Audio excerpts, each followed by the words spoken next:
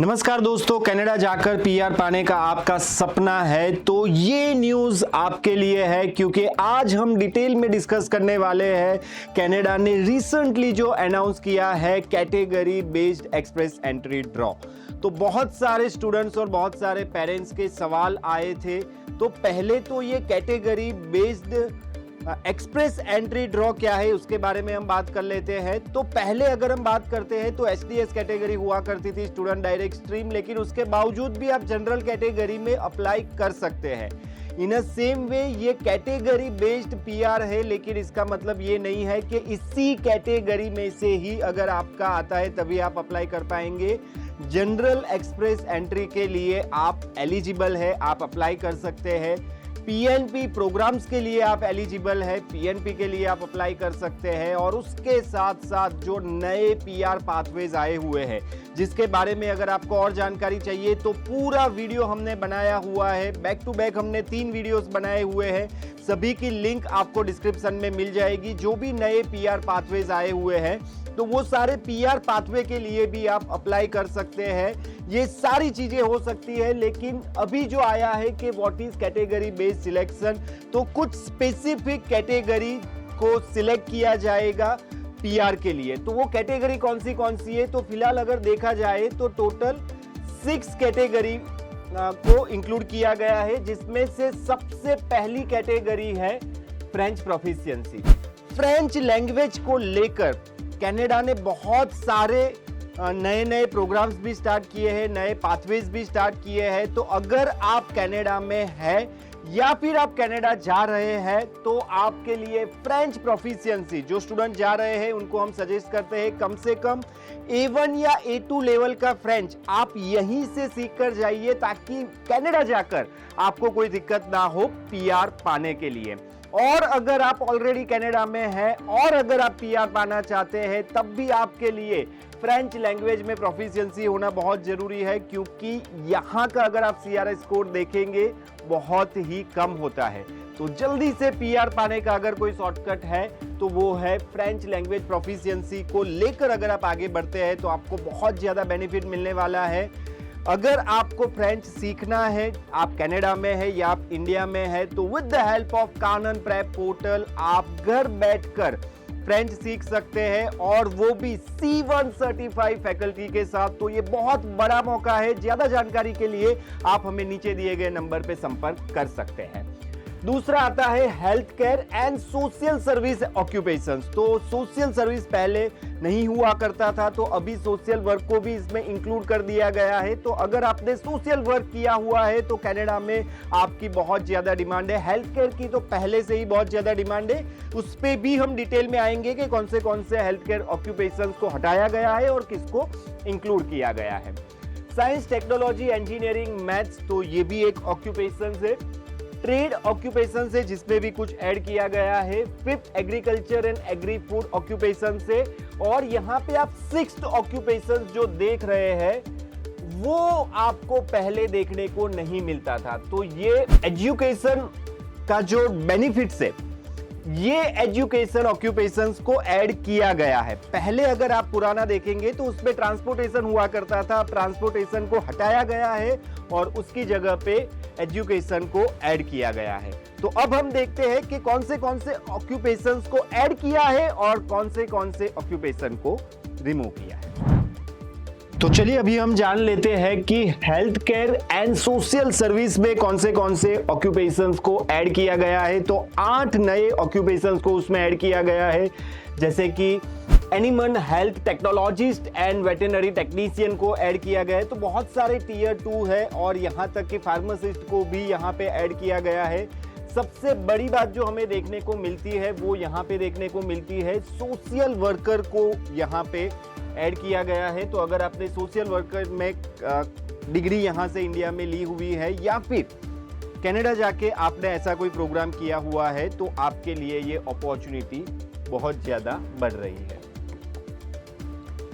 उसी तरीके से अगर हम बात करते हैं कि कौन से ऐसे ऑक्यूपेशन से जिसको रिमूव किया गया है, तो ये 6 ऑक्यूपेशन से जिसको हटाया गया है, जिसमें एजुकेशनल काउंसलर आते हैं, इंस्ट्रक्टर आ जाते हैं, फिर other assistant occupation in support of health service. तो ये जो ऑक्यूपेशन है यहाँ पे नॉक कोड भी आपको दिख रहे हैं, मतलब जो बहुत ही जनरल हुआ करते थे, जिसको भी पहले ऐड किया गया था, जैसे कि एक्यूपंक्चर भी पहले आपको देखने को मिलता था, फिर चाइनीज ट्रेडिशनल मेडिसिन भी आपको देखने को मिल रही थी, ये सबको अभी रिमूव किया गया है। तो जिसकी सबसे ज्यादा डिमांड है उसी को कैटेगरी बेस में रखा गया है। अगर आपको लिस्ट चाहिए कि कौन से ऑक्यूपेशन से उनके नॉक कोड कौन से हैं, तो अगेन आप कमेंट में हमें बता सकते हैं, नीचे दिए गए नंबर पे आप हमारा संपर्क कर सकते हैं, आपको डिटेल में जानकारी मिल जाएगी।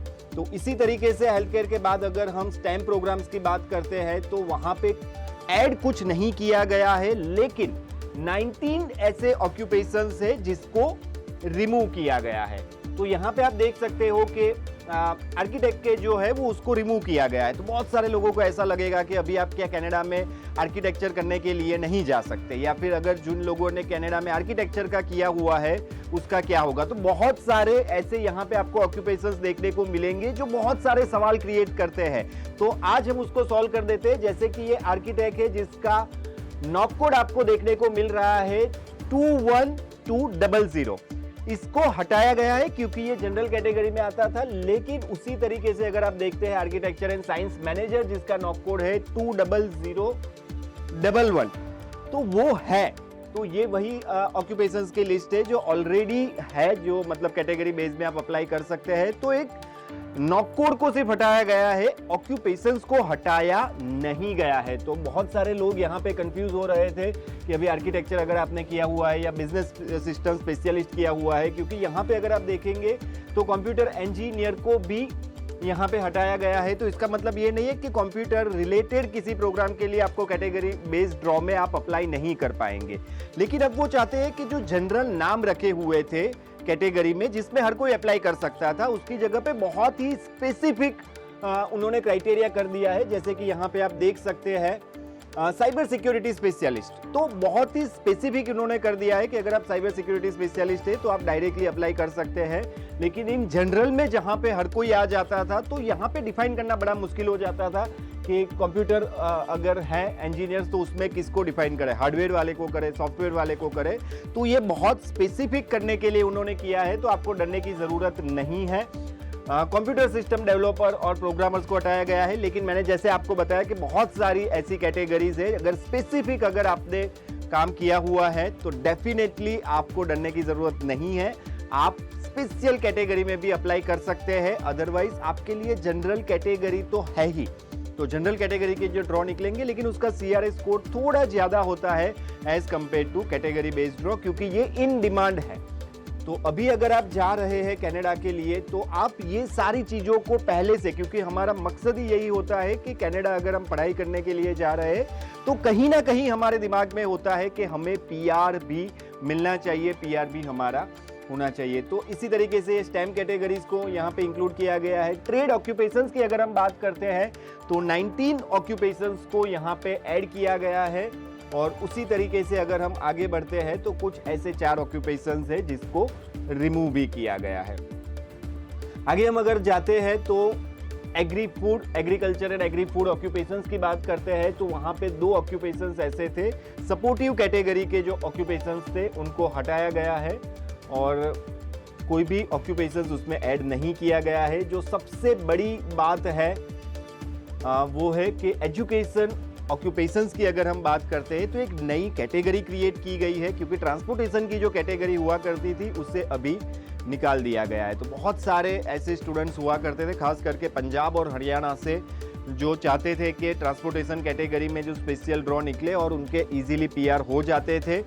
लेकिन अब ये काफ़ी मुश्किल हो जाएगा, जो स्पेशल बेनिफिट मिल रहा था वो नहीं मिलेगा, जनरल कैटेगरी में वो अप्लाई कर सकते हैं। लेकिन उसकी जगह पे एक नई कैटेगरी आई है और वो है एजुकेशन ऑक्यूपेशंस। तो उसमें ये 5 ऑक्यूपेशंस है, जिसमें बहुत बड़ी बात जो अगर आपको देखने को यहाँ पे मिल रही है वो है early childhood education assistant, elementary school kindergarten teacher, secondary school teacher को यहाँ पे इंक्लूड किया गया है। तो अगर आप अर्ली चाइल्डहुड एजुकेशन का प्रोग्राम लेकर जाते हैं तो हम कई सालों से आपको बताते आ रहे हैं कि इसकी कनाडा में बहुत डिमांड है और अभी अगर आप यहाँ पे देखेंगे इस नई कैटेगरी में तो इसको इंक्लूड कर दिया गया है। टियर 2 लेवल की जॉब आपको यहाँ पे मिल जाने वाली है और स्पेशल कैटेगरी है। इसका मतलब है कि बहुत ज़्यादा डिमांड है, हेल्थ केयर की डिमांड है और उसके साथ साथ अभी एजुकेशन की भी डिमांड बढ़ रही है।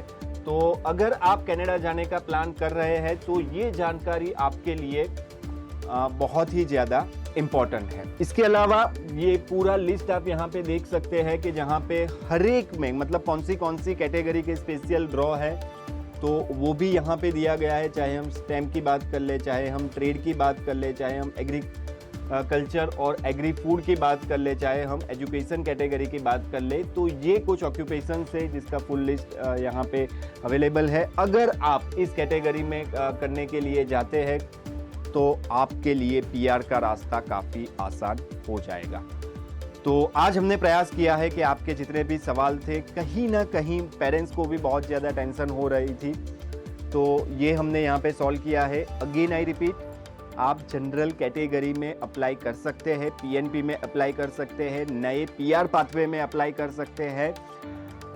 ऐसा नहीं है कि आप पीआर के लिए अप्लाई नहीं कर पाएंगे। दूसरा कि जो ये स्पेशल कैटेगरीज है उसमें भी मैंने आपको दिखाया कि किस तरीके से कुछ जनरल जो नाम थे उसको हटाया गया है। यहाँ पे हटाए गए लिस्ट को देखकर आपको ऐसा नहीं समझना है कि अभी आपको मतलब आर्किटेक्चर के लिए कनाडा में आप नहीं जा सकते या तो फिर आप साइबर सिक्योरिटी किया हुआ है।